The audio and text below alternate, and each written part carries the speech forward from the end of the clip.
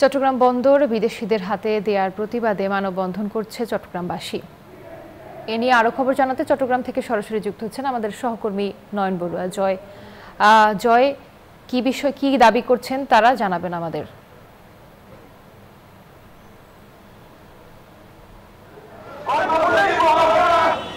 ধন্যবাদ রুবা, আপনাকে দেখতে পাচ্ছেন যে লাল পতাকা মিছিল করা শুরু করেছে এখানে বাংলাদেশ ট্রেড ইউনিয়ন কেন্দ্র নামে একটি সংগঠন। তারা দীর্ঘদিন ধরে কিন্তু তারা তাদের যে দাবি সে দাবি কিন্তু তারা বারবার কিন্তু জানিয়ে এসছে। তারা বলছে যে বন্দরের কোনো স্থাপনা এনসিটি সহ কোনো স্থাপনা যেন বিদেশিদের হাতে যেন দেওয়া না হয় সেই দাবি নিয়ে বন্দর শ্রমিক সহ বিভিন্ন শ্রমিক সংগঠন তারা একসাথে লাল পতাকা মিছিল তারা শুরু করেছেন চট্টগ্রামের Bashundhara public school and college 2026 শিক্ষাবর্ষে ভর্তি চলছে।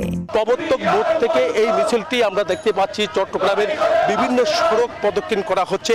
আগামীকালও তাদের যে কর্মসূচি সেই কর্মসূচি রয়েছে বলে আমাদেরকে জানিয়েছেন। আপনাদের দাবি আমাদের এনসিটি বিদেশিদেরকে দেশে বিদেশে কোনো প্রতিষ্ঠানকে দেওয়া যাবে না এবং লালদিয়ার চর পানগাঁও সম্পর্কে যাদের সাথে চুক্তি আছে এই চুক্তি বাতিল করতে হবে, এইটাই আমাদের আজকের মূল দাবি।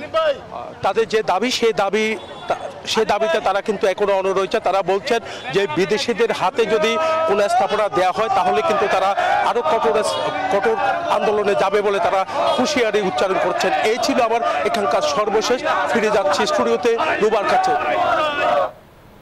জয়, আপনাকে ধন্যবাদ।